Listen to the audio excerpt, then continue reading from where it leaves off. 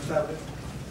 Debo, en primer lugar, comenzar agradeciendo a la señora Crocker por la organización de este evento. Justamente en esta sala, ya dábamos 5 años, también a través de la señora Crocker de China, comenzaron estas reflexiones sobre el policial, tanto del siglo XIX como cierta parte del siglo XX. Eso, como ustedes saben, eso nunca acaba, esas investigaciones, esas reflexiones. Y este texto, el secuestro compulsivo, pretende ser, digamos, eso, unas preguntas en torno al policial del siglo XIX, no todo el policial del siglo XIX, una corriente policial. La primera parte se llama, voy a leer todo, no puedo improvisar absolutamente nada. La primera parte se llama El saber bajo sospecha. Comienza con una cita. No es el poder de lo que sucede lo que corta la respiración, sino la impenetrabilidad de la cadena causal lo que condiciona el hecho. No es la realidad de un incendio en un teatro o una aparición en un sueño los que nos llenan de miedo y nos paraliza. En el territorio dominado por la ratio, el pánico se genera precisamente por la ausencia de toda realidad, a la cual pueda remontarse el hecho que en sí mismo no produce un efecto de terror. Este comentario de Siegfried Krakauer inscribe la noción de suceso de la novela policial en el contexto del relato de Milman. Recordemos que su libro, La novela policial, un tratado filosófico, es de 1925. Disfrutado a condición de dejarnos de estremecer por las cualidades de los hechos y devolverlos a su condición de misterio, y denunciado como el producto de una excesiva disponibilidad de lo causal. Esa era la asociación que establecía el pensador alemán entre el proceso fisiológico de cortar la respiración y el proceso literario de oscurecer la cadena causal, y en cuya formulación se trataba de probar la sensibilidad y la buena salud del lector y de un género literario. Aquello que nos llena de miedo corresponde a una parálisis o un vacío en la causalidad de los sucesos, y si este fuera el diagnóstico correcto, atañe entonces a una especie de lector neurótico la tarea de tejer las conexiones patológicas entre los hechos y sus significados. Resultado: un territorio dominado por la ratio, como dice Krakauer, exento de pesadillas, de terrores, sin atajos y sin desvíos, donde lo público es sometido a un régimen de cálculo y lo privado a un principio de visibilidad. Pero la cuestión va más allá de decir que hay un corte en lo causal, porque esa cadena que ataba la significación a los hechos era asediada por palabras y acciones ajenas. El corte ocurre en ese territorio de la ratio. La brecha entre el suceso singular y su significado, entre aquello que causa angustia y su origen, es algo que el texto policial se encarga de suturar en el centro mismo del lenguaje, remitiendo esa antigua brecha al lugar común de la falta interpretativa. La causa de la brecha debe entonces reducirse al principio que consiste en la correcta interpretación de lo sucedido, de los hechos particulares, de las huellas, de los objetos. Sin embargo, sabemos que la historia de esta correcta interpretación ha peregrinado entre la pesadilla de lo causal de Borges y la abolición de la inocencia. Es en el teatro de esta correcta interpretación donde se significan los procedimientos de satisfacción propios de las instituciones y la posibilidad de encadenar acontecimiento e interpretación. En cierto sentido, estos procedimientos institucionales imponen un orden, un sentido y un valor a las experiencias, pero por la misma razón que se pretenden absolutos, no impiden la búsqueda de otros caminos de satisfacción, fuera de la rigidez que ata los sucesos a un significado, y aquellos objetos inmóviles que satisfacen el deseo de ley. se trataría de otros modos guiados por las prácticas de la ironía, el humor, la parodia, pulsiones oscuras dispuestas a interrogar ese cauce donde se une lo causal y la satisfacción. Es posible, por lo tanto, volver a aquel territorio de la ratio y tratar de la conversión de la información en suceso como efecto del tipo de relación que une el acontecimiento a un significado. Si la causalidad, como afirma Barthes, expresa una cierta normalidad, el acento no recae en la relación que une las cosas, sino en las dramatis personae. Pero si se trata de un caso aberrante, la causalidad afirma su alteridad, se vuelve inorgánica, dice Barthes, como si la causalidad solo pudiese consumirse cuando empieza a pudrirse, a descomponerse. Dicho de otro modo, este descomponerse nombra de manera directa la pérdida de una experiencia arraigada en la idea de finalidad, una causalidad que se advierte en el instante de su descomposición. Define de manera directa la ausencia de realidad señalada por Krakauer, la idea de una realidad suspendida por una perturbación, el vacío que instala un momento de indeterminación en la verosimilitud causal de la representación. Resolver el misterio es asumir el riesgo de enfrentar ese algo que separa un suceso de su causa, encontrar aquello que traza la ausencia en el lenguaje y hace cesar la brecha causal. Lo que dota los indicios de un habla es, como dice Barthes, el deseo de calmar la frustración, el desasosiego interpretativo. Es posible entonces desplazar aquella ausencia señalada por Krakauer por esta descomposición barthesiana. Tratar el asunto del corte en la respiración, que me estoy ahogando, y la impenetrabilidad del suceso, no como efecto de una ratio asediada por fantasmas, sino como una carencia explicativa. La exigencia de una escritura que ate lo sucedido a una significación, que busque aquello que escapa a lo significante precisamente porque evade lo causal. Así, el detective se hace presente como la figura que trabaja con la insignificancia de las cosas, con aquello que no tiene causa. Sostiene Barthes: el objeto se oculta detrás de su inercia de cosa, pero en realidad es para mejor emitir su fuerza causal. Esta zona de lo insignificante plantea un problema clave del relato policial decimonónico: la cuestión de la visibilidad de las cosas, la manera en que los objetos se ocultan, mostrando su inercia, la forma como los objetos inertes emiten su deseo de significar. Estas derivas de lo indicial, guiadas por la lógica de lo insignificante, nacen pues de operaciones de conocimiento que son a la vez puestas en relación de un objeto banal con un hecho y un sujeto. Sin embargo, así como los objetos contienen el secreto del enigma que le permite al detective confeccionar sus hipótesis, así igualmente es posible ver más allá de esa realidad objetual la puesta en escena de un campo perceptivo que hace posible confrontar y contrastar, medir y analizar esos objetos. Esta puesta en escena, que en las condiciones del relato policial decimonónico es inherente a los desplazamientos del detective, permite explicar además ese juego de profundidad-superficie en el cual se mueven los sucesos. La relación entre reflexividad y perspectiva, donde destino y sentido se aproximan de manera singular. Todos recordamos a Dupin, el flaneur detective de Poe, su pasión por la lectura como trabajo, la lectura como ocio, la lectura como actividad económica y privada, en otras palabras, la lectura como productora de bienes. La primera consecuencia de este doble valor de la lectura es la correlación entre visualidad y racionalidad.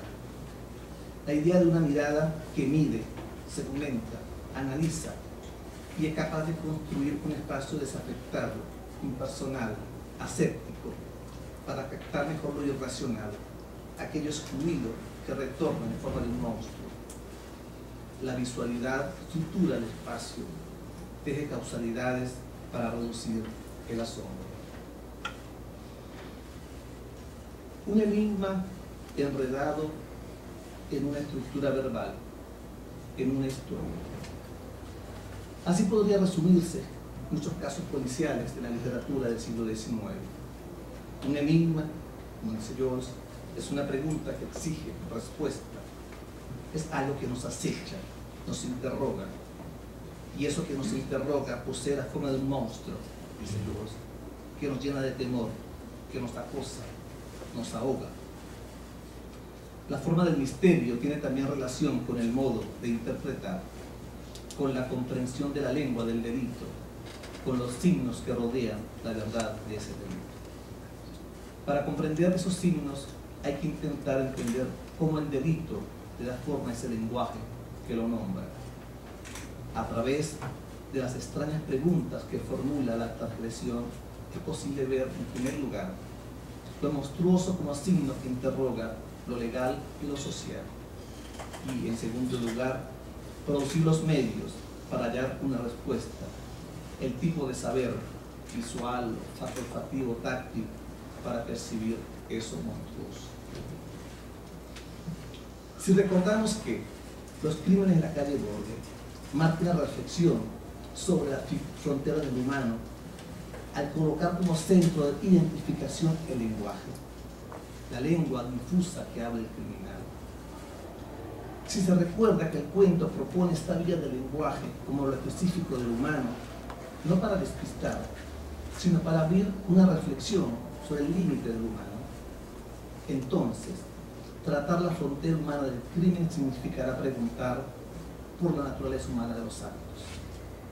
El relato de Poe en este sentido se plantea la búsqueda de una ausencia, la del animal que desaparece sin dejar rastros, la del crimen como un acto sin rostro, pero con voz, la taxonomía de unos gritos que funcionan como contraseña del humano, la frontera salvaje del lenguaje.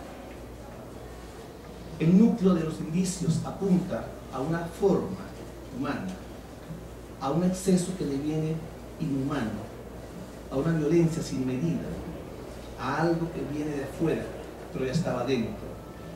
Se trata, recordemos, de un orangután, un hombre silvestre, un animal con forma humana, de un animal que cruza la frontera del humano, abriendo zonas de indiferencia para la Agamben, para interrogar las identidades. El énfasis en esa voz, según Poe, ruda y extranjera, humana pero incomprensible, sin nacionalidad, una voz sin palabras, privada de todo silabeo inteligible, una voz, sigo citando a Poe, en cuyos tonos los ciudadanos de las 5 grandes divisiones de Europa no pudieron reconocer nada familiar. Puede considerarse la intervención radical del relato policial de Poe en ese umbral de indeterminación para participar en esa disputa acerca del humano. La máquina antropológica, como apunta Agamben, produce una zona de indeterminación donde se debate la noción del humano por medio de la posición hombre-animal, de un fuera, palabra de Agamben, que no es más que la exclusión de un dentro, y un dentro que a su vez no es más que la exclusión de un fuera. En ambos procesos lo humano se presupone en todo momento. Si la máquina de los modernos excluye de sí como no humano un ya humano, es decir, animalizando lo humano, surgiendo así el hombre mono, para la máquina de los antiguos el dentro se obtiene por medio de la inclusión de un fuera, naciendo de este modo el simio hombre. El relato de Poe activa esta máquina antropológica, señalando la distancia que va del simio hombre al hombre mono, de la humanización del animal a la animalización del humano. Por ser esta máquina antropológica una máquina óptica, es que el relato de Poe crea esas tensiones entre mirar y oír. La experiencia visual de Dupin, instrumental y abstracta, trata de penetrar en la oscuridad de esa voz inatrapable. No obstante, en el fracaso del análisis de la oralidad, podemos suponer una resistencia al método de análisis deductivo. Este no puede seguir el rastro de la voz. Ahora bien, ¿cómo sujetar o detectar esa palabra ladina, atendiendo a lo excesivo, a los desvíos de lo normal, mirando esos límites culturales donde el excluido ha dejado sus marcas? La oralidad salvaje se detuvo en el cuerpo de sus víctimas. Es allí, en ese cuerpo desmembrado, donde la violencia contenida en esta oralidad se hace inteligible y visible.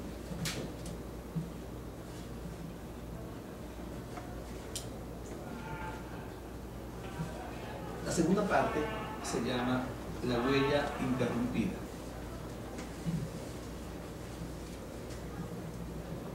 En esta segunda parte propongo imaginar otro escenario para el relato policial del siglo XIX. Hablaré de cierta obra considerada por la crítica especializada como la primera novela policial en Latinoamérica. La huella del crimen, novela jurídica, 1877, de Raúl Wallace, anagrama de Luis Varela, 1845-1911. Se pudiera discutir acerca de los materiales fabulados que integran este nuevo escenario, así como la propia genealogía que traza Varela respecto al policial, Balzac, Poe, Gaboriau, Montespan. Lo esencial reside en la valoración del enigma propuesto, en ese cruce señalado por Varela entre drama policial e investigación jurídica. Varela inscribe su novela en una línea didáctica típica del siglo XIX. Su principio es claro: popularizar el derecho, entendiendo que lo pedagógico encerraba un plus civilizatorio de ganancia en términos médicos y jurídicos. Ese plus, creo, es precisamente lo que quedaba fuera del marco en el cual funcionaba la lógica deductiva de Dupin, heredero de una cultura visual y estética, de un saber sustentado en la jerarquía de los sentidos, operando en un lugar especial, el París de los pasajes fantasmagóricos estudiados por Walter Benjamin. La novela de Varela fue publicada originalmente en forma de folletín en el periódico La Tribuna, Buenos Aires, y luego en forma de libro. Ambas ediciones son de 1877. Hasta ahora es una obra poco conocida. En ella se cuenta el hallazgo de un cadáver por parte de un aldeano. Se trata del cuerpo de una mujer joven, disfrazada de hombre, la baronesa Alicia de Campoamor, quien es encontrada por Juan Picot en el bosque de Boulogne. Las circunstancias del crimen hacen pensar en un adulterio, una mujer sola en un bosque disfrazada de hombre. Alicia salta esa barrera social que impide a la mujer abandonar el hogar sin justificación. Salir del espacio doméstico significaba abandonar también sus responsabilidades. El asesino, su esposo, el barón de Campoamor, confunde el vínculo secreto que mantiene Alicia con su padre, una relación adúltera. La convención social también indicaba que una mujer no debe mantener relaciones ocultas. La novela relata entonces las argucias del esposo, el asesino, para borrar las huellas del delito, pero también los preparativos del crimen. Todo ello es reconstruido por el detective. El desenlace, podríamos decir, es típico del folletín. Llevado frente al juez y al darse cuenta de su error, el varón pierde la razón. Si el móvil del asesinato ha sido los celos, como aclaran dos oportunidades el detective, queda claro que el amor entre nobles era desde el punto de vista moral y social legítimo, pero sentimentalmente no. Los celos se muestran como una pasión disolvente. Pero no es exactamente el cruce de aventuras sentimentales y peripecias policiales, de trama folletinesca y trama policial lo que me interesa aquí tratar. Quisiera más bien interrogar la figura del detective, en este caso Andrés el Archiduque, no como instancia fundadora, sino como efecto de una práctica jurídica que objetiva una manera de enunciar, como efecto de una relación entre conocimiento y poder. Posterior a Dupin de Poe y al inspector Lecoq de Gaboriau, pero anterior a Sherlock Holmes de Conan Doyle, pretendo responder a las siguientes preguntas. ¿A partir de qué elementos se constituye este detective de Varela? ¿En qué medida el archivo médico y legal interviene en este proceso autoritario de subjetivación que aparece en la figura del detective? Si el detective después cifraba su saber en una relación explícita entre reflexividad y perspectiva, el crimen que tiene como dilema el lenguaje, un acto sin rostro, pero con voz. El detective de Varela muestra las formas de visibilidad del delito que da lo jurídico y la medicina. Varela fue autor además de obras teatrales, Capital por Capital, 1872, de obras jurídicas, La cuestión penal, 1876, y de una trilogía narrativa.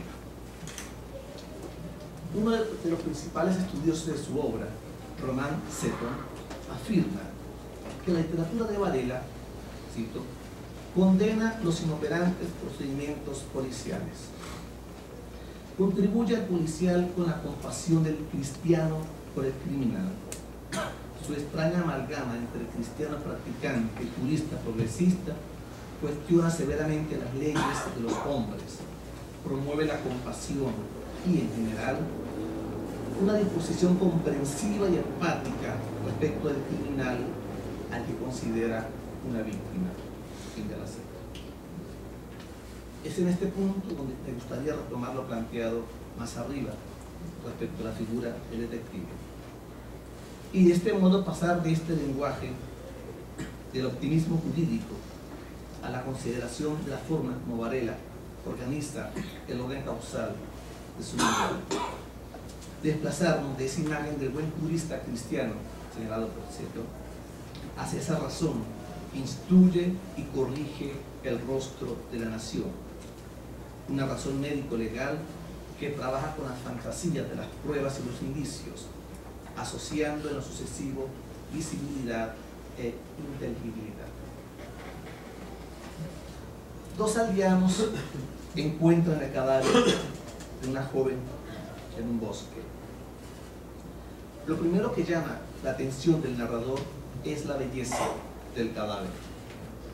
Cito: la muerte había respetado su belleza, ojos cubiertos por largas pestañas negras, nariz fina, aristocrática, boca pequeña, una fisonomía desposeída de dolor y de barbas, cabellos rubios, manos pequeñas. Es la belleza de esta escena del crimen la que hace posible pensar el rostro como escena, como si la verdad del crimen estuviera escrita en esas líneas fisiológicas, como si el rostro fuera el espejo anatómico de la verdad. Narices que se dilatan, ojos que brillan, boca que se pliega, mejillas que tiemblan, rostros que palidecen, labios que balbucean. Uno de los aldeanos es culpado del crimen. Ante los oficiales que lo detienen, dice: ningún músculo de su rostro desmentía su calma, ninguna variación en el color de su fisonomía traicionaba su frase. Es decir, un rostro que deja leer la verdad en sus colores y en sus líneas. Este mismo Juan dice más adelante: el hombre que ha leído el crimen en la frente del asesino hallará la verdad en la cara del inocente. Ahora bien, ¿qué hacer con esta verdad, digamos, rostrificada? Es ahí donde aparece el comisario, el archiduque, un hombre de 40 años, ligado a la institución policial, apodado el lince, portador de una lógica de acero, con estudios en medicina legal y frenología, es decir, como dice el narrador, un sabueso de buena casta. Cito: tenía en su fisonomía los dos signos típicos de la perspicacia, la mirada y el olfato, ojos que despedían rayos capaces de atravesar una coraza, la nariz larga y aguileña, tenía la prodigiosa movilidad que se nota en la ventanilla de los perros de buena casta. Fin de la cita. Estas dos cualidades definen el comportamiento del comisario en el teatro del crimen. Vuelvo a citar: avanzó lentamente, fija la mirada en el césped, de pronto se detuvo, se inclinó casi hasta tocar el piso con la faz y luego se incorporó sonriendo. Fin de la cita. El elemento principal en la transformación de la figura del detective no fue la inclusión del olfato en el rastreo de las huellas, sino la puesta en movimiento de dos sentidos y un acto hasta ahora separados en la indagación del delito: mirar, oler y deducir. No se trató solamente de trazar una continuidad orgánica entre personalidad y facialidad, de indagar las pasiones en el rostro, sino además de una inclinación hacia el proceso material, de descifrar los indicios siguiendo un trayecto con los ojos y la nariz, de rastrear la forma de la verdad en su pureza, pero también en su descomposición. El aparato judicial, integrado por jueces, escribanos y médicos, la novela, aparece rodeando el cadáver. Pero para ser inteligible la escena del crimen, esta debe dividirse en dos.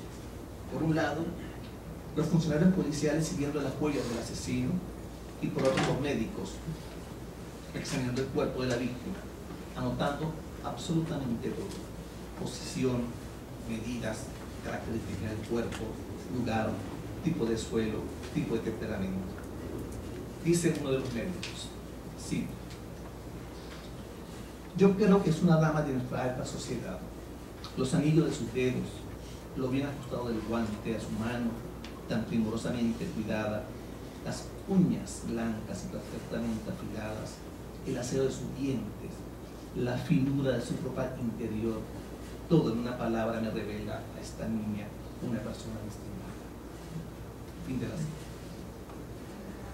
Por consiguiente, es en el ajuste de este cuerpo a una medida y a un examen en todos sus detalles de donde procede la dimensión médico-legal del relato, de la novela. La otra mitad de la escena es recurrida por el juez y el detective, responsable de formular aquello que falta en el sí.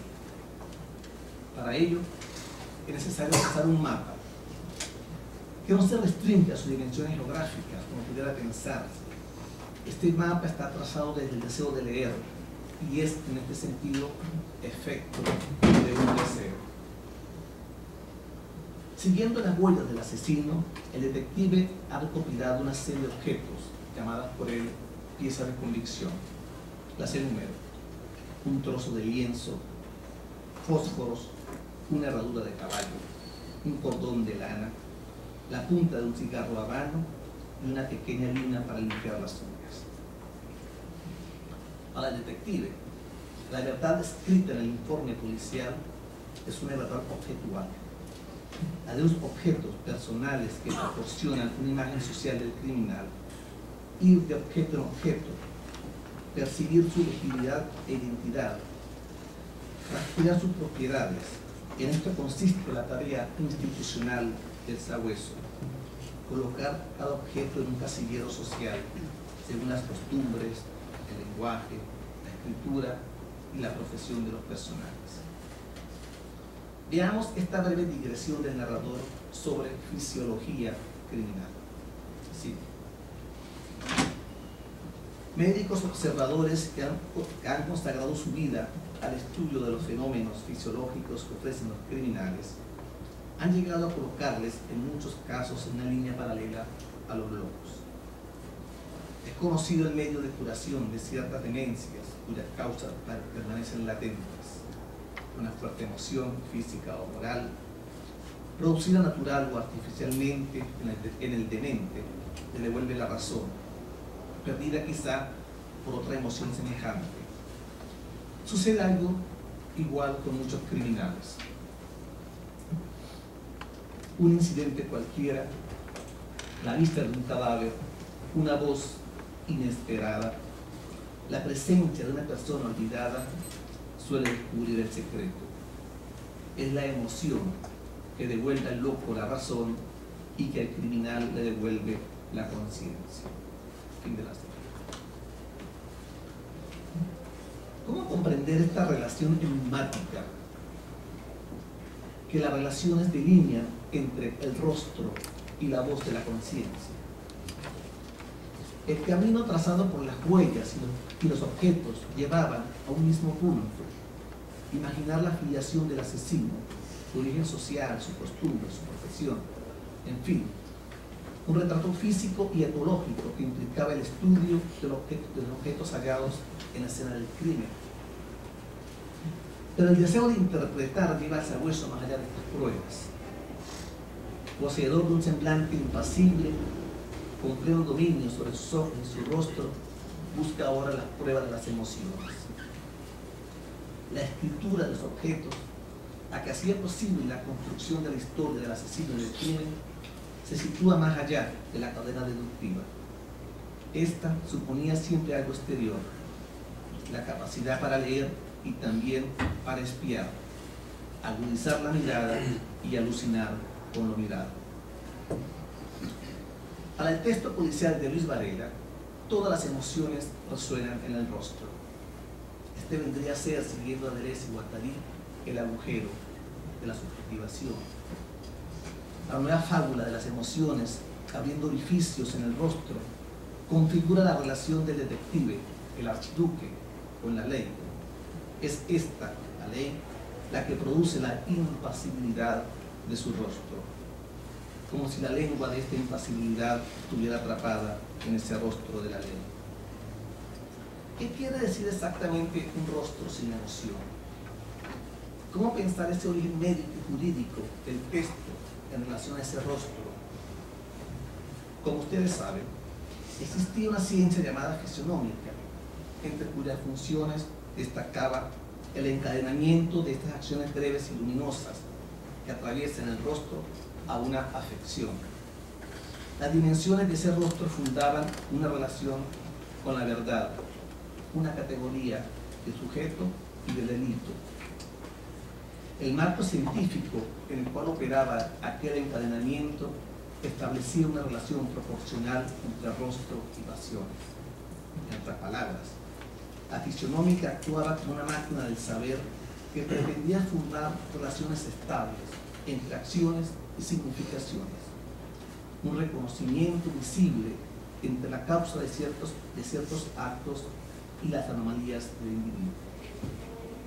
Es esta la cuestión que nos plantea la presencia del rostro en esta novela, su visibilidad en su articulación jurídica. La visibilidad se hace significar mediante una revelación de sus medidas, como un texto social donde se cohesiona una inteligibilidad antropológica.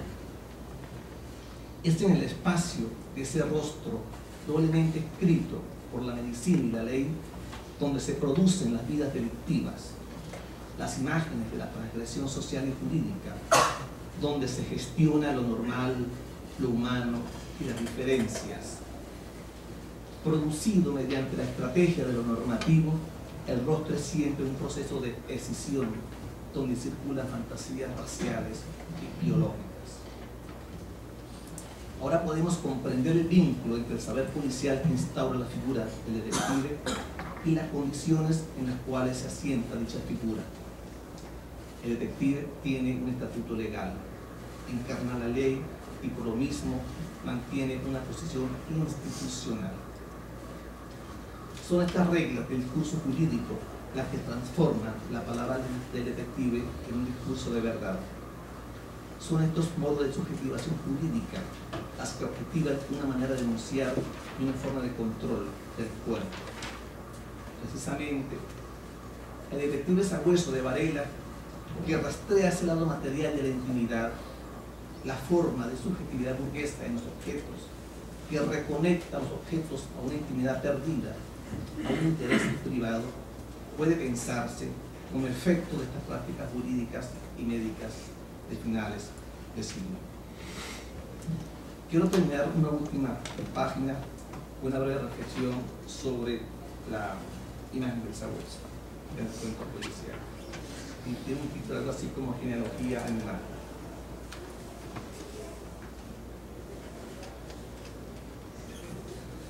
Ya para cerrar, me hago la siguiente pregunta. ¿Cómo concuerdan estas prácticas finiseculares con la imagen del Sabueso? ¿Qué significa esta imagen? Que no se conforma con aparecer en los relatos policiales de fin de siglo, sino que más bien, creo, parece definir un estilo de investigar. ¿Qué podría significar para el detective adoptar una forma animal? Que el detective no dude de sus inclinaciones, de sus instintos, de sus sospechas, es algo que le permite evitar dudar de todo, aquello que sostiene y conviene a la eficacia de la ley. Mientras no dude de sí, evitará dudar de los mecanismos legales. Esto no equivale a afirmar lo obvio, que no hay saber sin reducir las interpretaciones. Es sugerir que la dinámica interpretativa exige al detective instalarse en el terreno de la ley para captar los indicios en un uso funcionario de la lengua, lo cual nos exige repensar la lógica de la causalidad que construye el delito como efecto de esta cadena causal. La posición interpretativa y política de Dupin no puede ser identificada con la del Sabueso, pues esto implica un punto de vista de soledad e inclinado, una forma de estar labiado hacia la tierra. He ahí la imposibilidad de devenir Sabueso de Dupin. Heredero de una cultura visual, letrada, interpreta de estupación libresca, digamos que está acostumbrado al juego de palabras propio de la literatura. Pero no se trata de representar al detective como Sabueso. Lo que hace de Sabueso al detective no es el olfato, sino su inclinación. Se inclina para ver mejor, para acusar su vista, no para oler. En verdad no tiene nada que oler. Es esta inclinación la que transforma al detective en Sabueso. Una figura en la que no solo la expresión del rostro, sino la posición del cuerpo se encuentra animalizada. En esta inclinación, la mirada y el olfato actúan como sentidos portadores de intensidades superiores e inferiores. Esto lo sabe. Tal descenso supone otro recorrido, otro mapa pasional. Habrá que esperar, pocos años después, la aparición de Sherlock Holmes, el Sabueso de Conan Doyle, actuando en otra ciudad y rastreando las fortunas del imperio para advertir los efectos de estos mapas, o esperar a los detectives latinoamericanos de fin de siglo, lo de Holmes, el argentino, lo de Quiroga, el uruguayo, o Alberto Edwards, el chileno. Todos ellos contienen una variación en la figura del Sabueso, una variación que pasa por la remodelación de la ciudad y sus clasificaciones morales. Muchas gracias.